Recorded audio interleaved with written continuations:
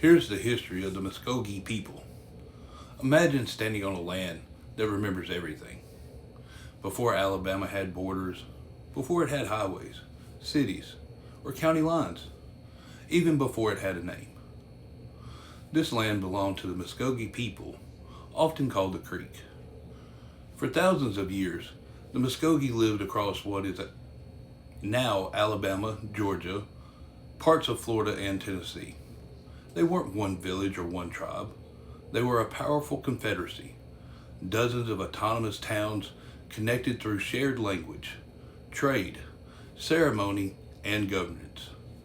Towns like Tuckapachi, Coosa, and Bika were political and spiritual centers.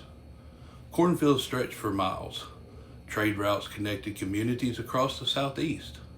Leaders governed through councils. Society was maternal. Identity, clan, and inheritance passed through the mother's line. Women held deep authority in family and community life. This was not a scattered population struggling to survive. This was an organized civilization. When Europeans arrived in the 1500s, they didn't discover empty land.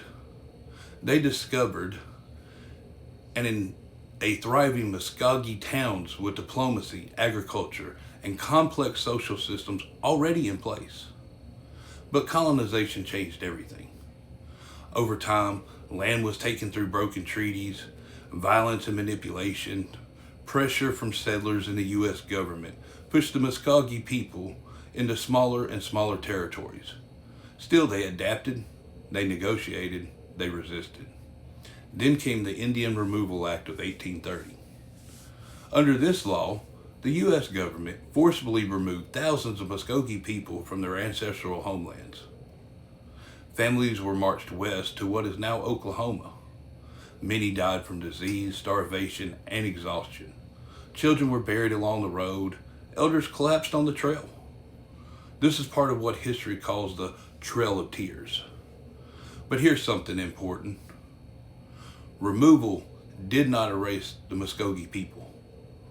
Some people remained in Alabama, hiding in forests, blending into rural communities, quietly preserving their identity.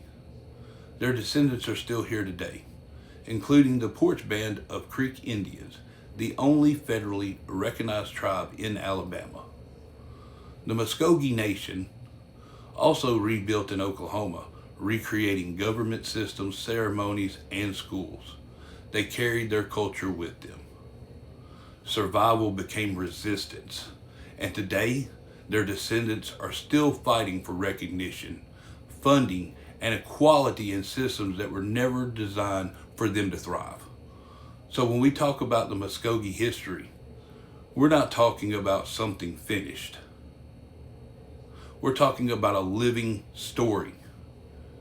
If you didn't learn this in school, you're not alone. That silence is part of the problem. Take time to learn more. Share this. Let history be told fully. Because understanding where we stand begins with knowing whose land we're standing on.